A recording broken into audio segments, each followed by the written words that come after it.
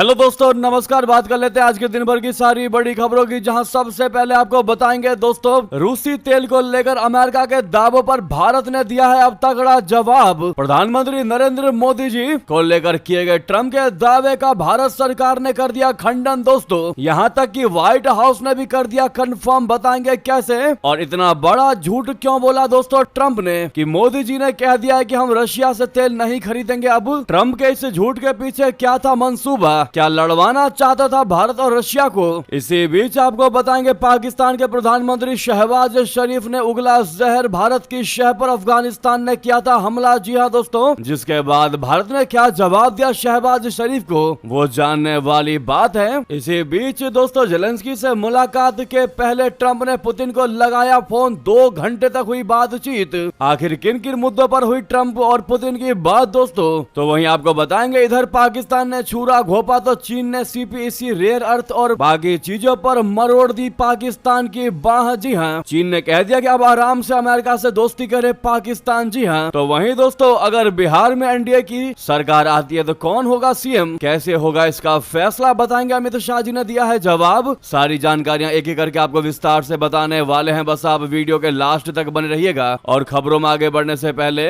अगर आप भी मानते कि अपना भारत अमेरिका के माया जाल में बिल्कुल भी नहीं फंसने वाला और वर्ल्ड डिप्लोमेसी अमेरिका से ज्यादा भारत को अच्छे से समझ है, तो इस वीडियो को लाइक करके, चैनल को सब्सक्राइब करके, बेल आइकन दबा के कमेंट में जय हिंद अवश्य कह दीजिएगा। दोस्तों, अब बात कर लेते हैं पहली सबसे बड़ी खबर की, जहां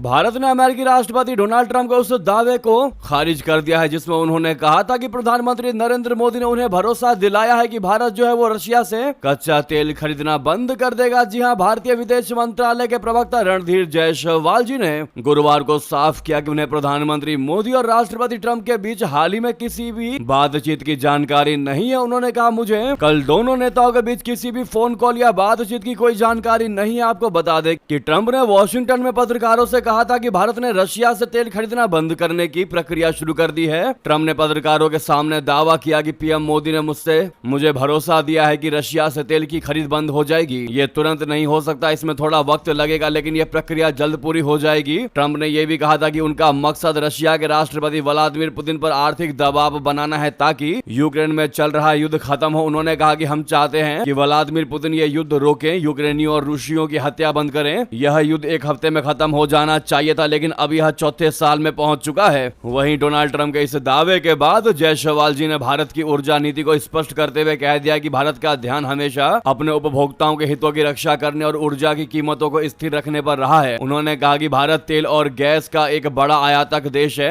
हमारी नीति राष्ट्रीय हितों से प्रेरित है। हमारी प्राथमिकता है कि अस्थिर वैश्विक ऊर्जा परिदृश्य में भारतीय उपभोक्ताओं को सस्ती और सुरक्षित ऊर्जा आपूर्ति मिले। उन्होंने आगे कहा कि भारत अपनी ऊर्जा खरीद को और व्यापक करने और विभिन्न स्रोतों से आयात बढ़ाने पर काम कर रहा है। यानी कि दोस्तों, इतना बड़ा झूठ बोला अमेरिकी राष्ट्रपति ट्रंप ने कि भारत के विदेश मंत्रालय तक को नहीं पता है कि ट्रंप ने ऐसा कोई फोन किया था पीएम मोदी जी को। आखिर ऐसा झूठ बोलकर दुनिया के सामने क्या जताना चाहते हैं ट्रंप? क्या ट्रंप के कैबिनेट वाले ट्रंप पर डाल रहे हैं प्रेशर कि आप भारत से टैरिफ को हटाओ वरना भारत हमसे दूर चला जाएगा? और क्या दुनिया के सामने अपनी बात को मनवाने के लिए झूठी बातें गढ़ रहे हैं ट्रंप? क्या वो दुनिया को यह दिखाना चाहते हैं कि भारत हमारी बात मान चुका है और अब हम भारत के साथ रिश्ते बेहतर करने वाले हैं? क्या कुछ ऐसी ही वजह है दोस्तों?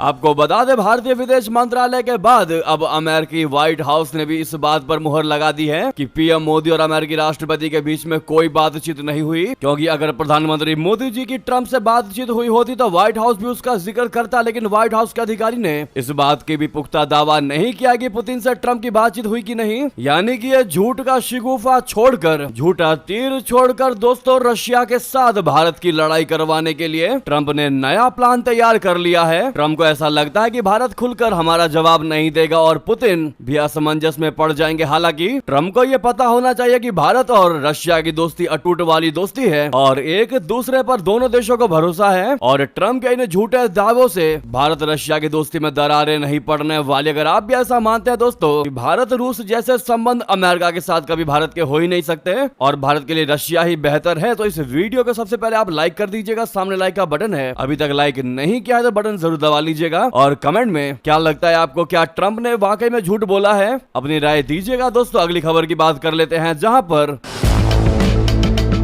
अफगानिस्तान के साथ हाल ही में हुए खूनी संघर्ष को लेकर पाकिस्तान के प्रधानमंत्री शहबाज शरीफ ने भारत के खिलाफ बेतुका और मनगढ़ंत बयान दे दिया। पाकिस्तानी पीएम शहबाज शरीफ ने कहा कि अफगानिस्तान ने भारत की शह पर पाकिस्तान पर हमला किया था। शरीफ ने कहा कि जिस वक्त अफगानिस्तान की ओर से पाकिस्तान पर हमला किया गया था, उस वक्त अफगानिस्तान के विदेश मंत्री आमिर खान मुत्ताकी नई दिल्ली की यात्रा पर थे और उनकी तस्वीरें भी सामने आई थी। इसी वजह से पाकिस्तान को जवाबी कार्रवाई करनी पड़ी। ये कहना है दोस्तों शहबाज शरीफ का कि भारत की शह पर यह हमला किया है अफगानिस्तान ने पाकिस्तान पर। जैसे जैसे भारत ने बोला वैसा वैसा किया है तालिबानियों ने। ये गंभीर आरोप लगा दिए हैं दोस्तों भारत पर शहबाज शरीफ ने और कह दिया कि अब गेंद जो है वो अफगानिस्तान के पाले में है, लेकिन हमारी 2 शर्तें हैं कि ये बातचीत सिर्फ वैध और आपसी सम्मान की शर्तों पर होगी। अब अफगानिस्तान को फैसला लेना है कि क्या उसे शांति चाहिए या नहीं। पाकिस्तान बातचीत की टेबल पर यह मुद्दा सुलझाने के लिए तैयार है। दोस्तों हालत तो शहबाज शरीफ की खराब है ही, लेकिन वो ऊपर से दिखाने की कोशिश नहीं कर रहे हैं। वो अपनी पस्त हालत को दबाते हुए दुनिया को दिखाने की कोशिश कर रहे हैं कि इसके पीछे भारत का हाथ है। लेकिन वही दोस्तों शहबाज शरीफ के इन बयानों को लेकर भारत ने भी तगड़ा जवाब दे दिया। भारतीय विदेश मंत्रालय के प्रवक्ता रणधीर जायसवाल जी ने कहा कि पाकिस्तान और अफगानिस्तान के बीच तनाव में 3 बातें क्लियर है। पहली ये कि पाकिस्तान आतंकवादी संगठनों को पनाह देता है और आतंकवादी गतिविधियों को प्रायोजित करता है। दूसरी ये कि अपनी आंतरिक विफलताओं के लिए अपने पड़ोसियों को दोष देना पाकिस्तान की पुरानी आदत है। वहीं तीसरी बात यह कि पाकिस्तान इस बात से नाराज है कि अफगानिस्तान अपने क्षेत्र पर संप्रभुता का इस्तेमाल कर रहा है। भारत अफगानिस्तान की संप्रभुता, क्षेत्रीय अखंडता और स्वतंत्रता के लिए पूरे तरीके से प्रतिबद्ध है। यही नहीं, विदेश मंत्रालय के प्रवक्ता रणधीर जायसवाल जी ने आगे कहा कि वर्तमान में काबुल में हमारा एक तकनीकी मिशन है। इस तकनीकी मिशन से दूतावास तक का स्थानांतरण अगले कुछ दिनों में होगा। यानी कि दोस्तों भारत ने क्लियर कह दिया है कि अपनी नाकामियों को छुपाने के लिए पाकिस्तान पड़ोसी देशों पर ठीकरा फोड़ता है, जो कि इस बार फिर उसने फोड़ा है और बता दिया है कि भारत की शह पर अफगानिस्तान ने पाकिस्तान पर हमला किया है। जबकि रियलिटी क्या है दोस्तों हम और आप बहुत अच्छे से जानते हैं। वहीं पाकिस्तानी लाल टोपी यानी जैद हामिद ने तालिबान को धमकी देते हुए कह दिया कि पाकिस्तान को अफगानिस्तान में वही करना पड़ेगा जो तुर्की ने सीरिया और इराक में किया था। जी हां, पाकिस्तान में लाल टोपी के नाम से कुख्यात प्रोपेगेंडा एक्सपर्ट जैद हामिद ने अफगान तालिबान को धमकी दी। उसने कहा कि पाकिस्तान को वही करना पड़ेगा जो तुर्की ने सीरिया और इराक में किया था। उसने पाकिस्तानी सेना को अफगानिस्तान की जमीन पर कब्जा करने का सुझाव दिया है और कहा है कि उस इलाके का इस्तेमाल बफर जोन के तौर पर किया जाना चाहिए। जैद हामिद का यह बयान पाकिस्तान और अफगान तालिबान में हिंसक सीमा झड़पों के बाद आया है दोस्तों, जिसमें 200 लोग अब तक मारे जा चुके हैं। वहीं नेक्स्ट और बड़ी खबर की बात कर लेते हैं, जहां पर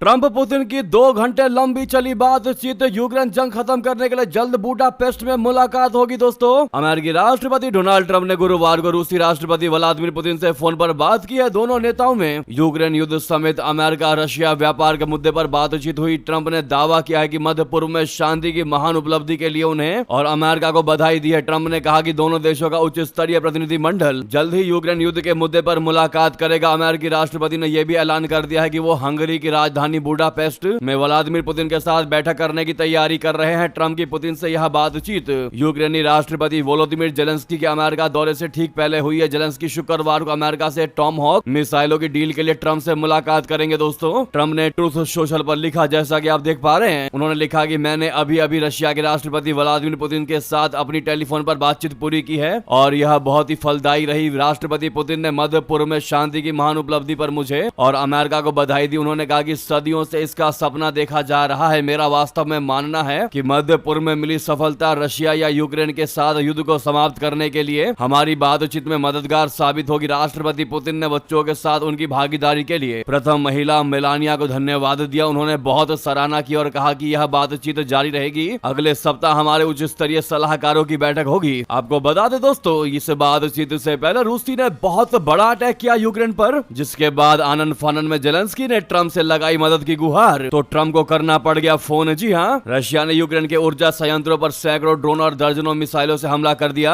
अधिकारियों ने बृहस्पतिवार को यह जानकारी दी। इस बीच यूक्रेन के राष्ट्रपति वोलोदिमीर जेलेंस्की व्हाइट हाउस में राष्ट्रपति ट्रम्प से और अधिक अमेरिकी वायु रक्षा प्रणाली एवं लंबी दूरी की मिसाइलों की मांग करने की तैयारी कर रहे हैं। यूक्रेन के राष्ट्रीय ऊर्जा संचालक कंपनी यूरकेनेर्गो ने बताया कि ड्रोन एवं मिसाइल हमलों के बाद 8 यूक्रेनी क्षेत्रों में बिजली काटनी पड़ी। देश की सबसे बड़ी निजी ऊर्जा कंपनी DTEK ने राजधानी कीव में बिजली गुल होने की सूचना दी और कहा कि हमलों के कारण उसे मध्य पोल्टावा क्षेत्र में प्राकृतिक गैस निष्कर्षण रोकना पड़ा। साथ ही साथ अगली खबर बता दें, युद्ध विराम के बीच नेतन्याहू ने बड़ा ऐलान कर दिया। दोस्तों, कह दिया जंग अभी खत्म नहीं हुई है। जी हां, गाजा में तबाही बरकरार रहेगी। जी हां, इजरायल और हमास के बीच तकनीकी युद्ध विराम और बंधक विनिमय के कुछ ही दिन बाद इजरायली प्रधानमंत्री बेंजामिन नेतन्याहू ने अक्टूबर 7 हमलों की सालगिरह पर स्पष्ट कर दिया कि इजरायल की लड़ाई अभी खत्म नहीं हुई है। उन्होंने कहा कि हम इस युद्ध के सभी लक्ष्यों को प्राप्त करेंगे और अपने दुश्मनों तथा सहयोगियों को संदेश दे दिया कि देश युद्ध के मैदान से पीछे नहीं हटेगा। नेतन्याहू ने चेतावनी दे दी कि इजरायल का संघर्ष अभी समाप्त नहीं हुआ और आने वाले दिनों में और हवाई हमले, लक्षित हमले और सैन्य अभियान जारी रहेंगे। उन्होंने ये भी कह दिया कि गाजा में बंधकों और मृतकों के मसले का जवाब तब तक नहीं रुकेगा जब तक सभी मुद्दे हल नहीं होते। तो दोस्तों, वहीं इधर गाजा में शांति समझौते के बाद हमास पर फिर एक बार भड़के डोनाल्ड ट्रंप, कह दिया घर में घुसकर मारेंगे। दरअसल गुरुवार को हमास के लिए बहुत बड़ी चेतावनी जारी कर दी मिस्टर ट्रंप ने कहा कि हमास ने अगर अब भी गाजा में खून खराबा जारी रखा तो उन्हें छोड़ा नहीं जाएगा और उन्हें गाजा के अंदर घुसकर खत्म कर दिया जाएगा। बता दें कि इससे पहले गाजा में 2 सालों से ज्यादा समय से जारी युद्ध को रुकवाने का क्रेडिट ट्रंप को ही दिया जा रहा है। इजरायल और हमास ने बीते सप्ताह अमेरिका की मध्यस्थता में तैयार किए गए शांति समझौते वाले प्रस्ताव पर सहमति जताई थी। यह प्रस्ताव 10 अक्टूबर से प्रभावी हो गया है। दोस्तों, तो उधर आपको बता दें, इधर पाकिस्तान ने छुरा घोंपा तो चीन ने भी CPEC रेयर अर्थ पर बाह मरोड़ दी पाकिस्तान की। पूर्व पाकिस्तानी मेजर ने बहुत बड़ा दावा कर दिया। माना जा रहा है कि डोनाल्ड ट्रंप से मिलकर आसिम मुनीर ने बहुत बड़ी गलती कर दी। दोस्तों,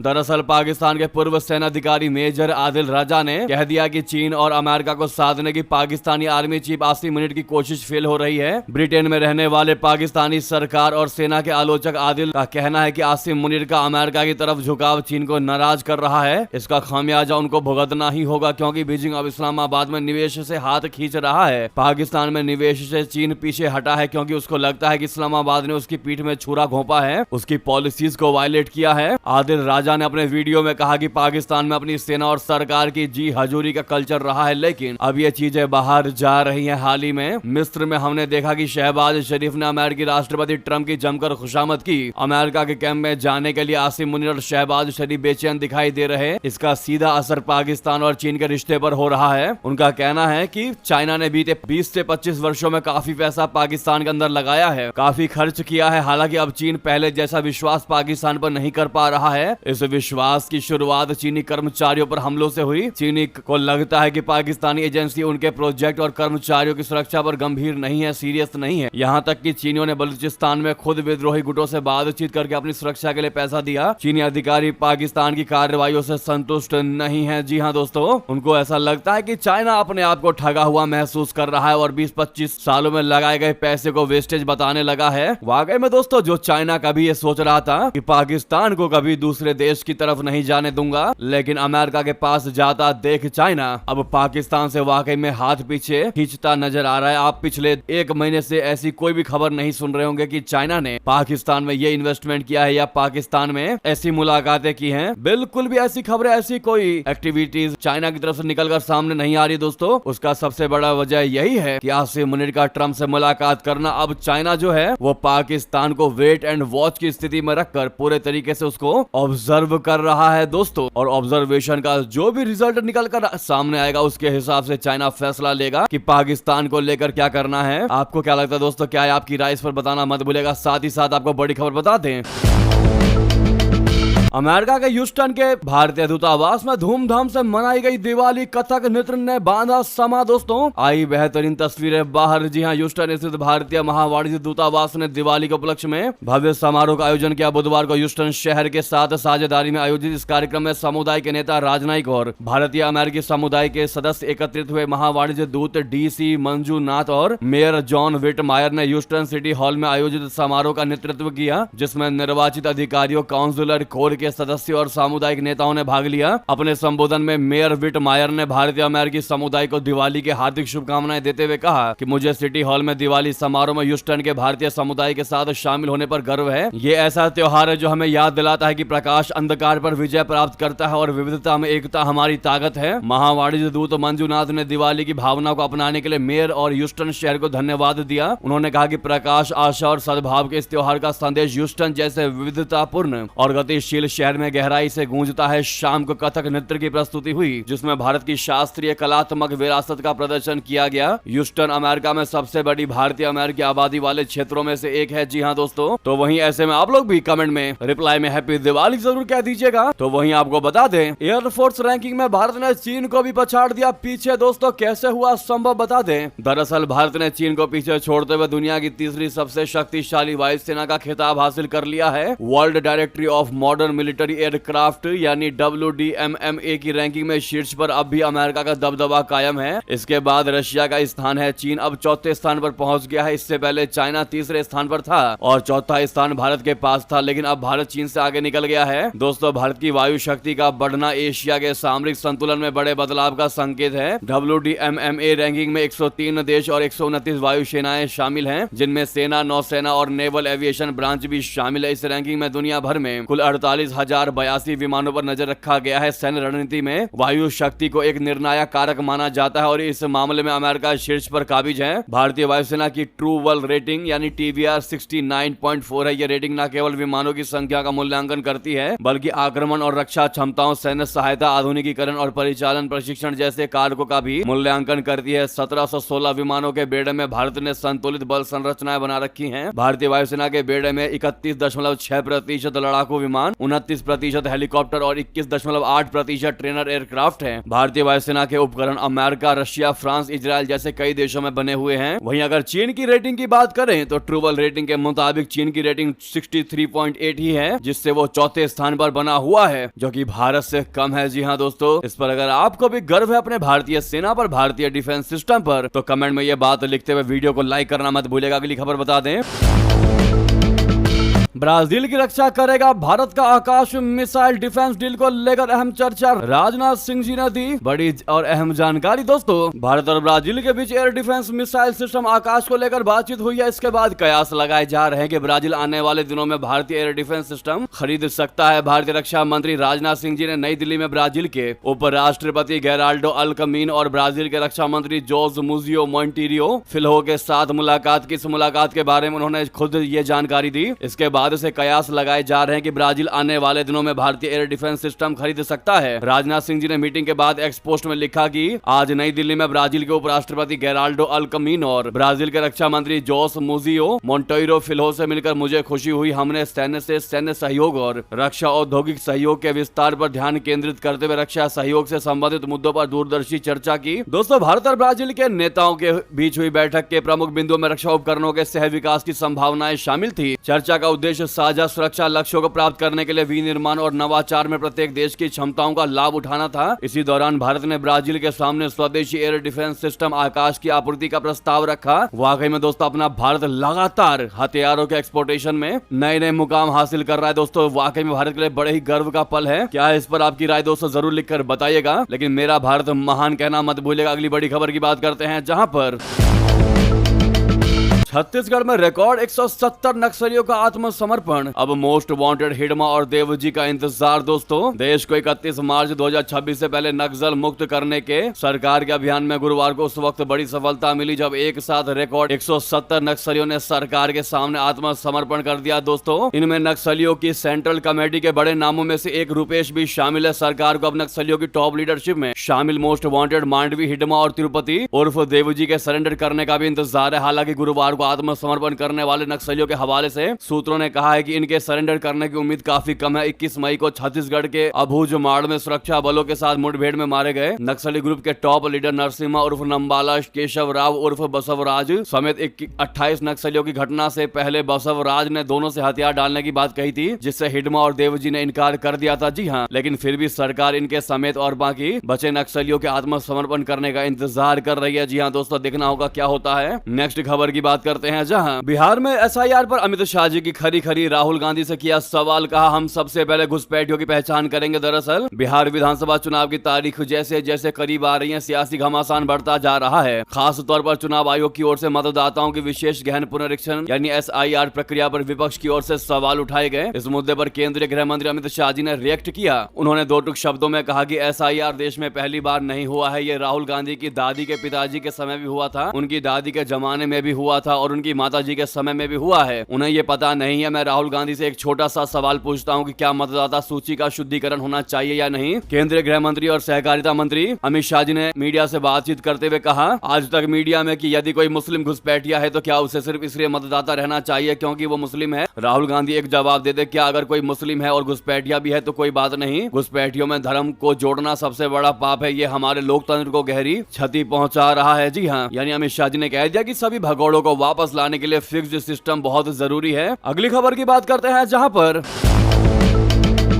गुजरात सरकार में बहुत बड़ा बदलाव, पूरी कैबिनेट का इस्तीफा, 16 नए चेहरे लेंगे मंत्री पद की शपथ। दोस्तों, गुजरात की राजनीति में इस समय बड़ा फेरबदल देखने को मिल रहा है। मुख्यमंत्री भूपेंद्र पटेल के नेतृत्व में गांधीनगर में हुई अहम बैठक में पूरे मंत्रिमंडल ने सामूहिक रूप से अपने पदों से इस्तीफा दे दिया। इस अभूतपूर्व कदम के बाद अब नई राजनीतिक तस्वीर तैयार की जा रही है। सूत्रों के मुताबिक ये कदम पार्टी की रणनीतिक सर्जरी का हिस्सा माना जा रहा है, जिसमें पुराने चेहरों को हटाकर नए और युवा नेताओं को मौका देने की योजना है। इस कवायद के तहत 10 से 11 वर्तमान मंत्रियों की छुट्टी हो सकती है, वहीं 14 से 16 नए चेहरों को मंत्री बनाने का मौका मिलेगा। तो वहीं दोस्तों, नीतीश कुमार को मुख्यमंत्री बनाने के सवाल पर अमित शाह जी ने कहा कि चुनाव के बाद विधायक दल तय करेगा बिहार का सीएम। जी हां, अमित शाह जी ने कहा कि एनडीए की जीत के बाद मुख्यमंत्री कौन होगा ये फैसला विधायक दल करेगा। उन्होंने कहा कि वर्तमान में एनडीए नीतीश कुमार के नेतृत्व में ही चुनाव लड़ रहा है। नीतीश कुमार पर न सिर्फ बीजेपी बल्कि बिहार की जनता को भी पूरा भरोसा है। सीएम फेस के सवाल पर अमित शाह जी ने साफ कहा कि मैं किसी को मुख्यमंत्री बनाने वाला कौन होता हूं, इतनी सारी पार्टियों का गठबंधन है। चुनाव के बाद जब बैठेंगे विधायक दल के नेता बैठेंगे और अपने आप नेता तय कर लेंगे। अभी हम नीतीश कुमार के नेतृत्व में ही चुनाव लड़ रहे हैं और हमारे चुनाव का नेतृत्व नीतीश कुमार ही कर रहे हैं। जब उनसे पूछा गया कि अगर बीजेपी के विधायक ज्यादा हो गए तो भी क्या नीतीश कुमार ही मुख्यमंत्री होंगे, इस पर अमित शाह जी ने कहा हमारे विधायक अभी भी ज्यादा है, फिर भी नीतीश कुमार ही सीएम है। तो वहीं दोस्तों, एक्टर खेसारी लाल यादव लड़ेंगे बिहार विधानसभा का चुनाव। आरजेडी ने छपरा से दे दिया उनको टिकट। भोजपुरी फिल्मों के सुपरस्टार और लोकप्रिय गायक खेसारी लाल यादव अब राजनीतिक मैदान में उतर गए हैं। राष्ट्रीय जनता दल आरजेडी ने उन्हें बिहार विधानसभा चुनाव में छपरा सीट से उम्मीदवार घोषित कर दिया है। उनके चुनावी मैदान में उतरने की खबर ने सिनेमा और राजनीति दोनों ही जगत में हलचल मचा दी है। इसी बीच ये थी की सारी बड़ी खबरें। आपको खबर कैसी लगी दोस्तों, कमेंट में बताना बिल्कुल मत भूलिएगा। लगे हाथ तो वीडियो को लाइक करके चैनल को सब्सक्राइब करके बेल आइकन दबा के कमेंट में जय हिंद कह दीजिएगा। मिलता अगली बड़ी खबर में। बहुत बहुत धन्यवाद, बहुत बहुत आभार। जय हिंद, जय भारत।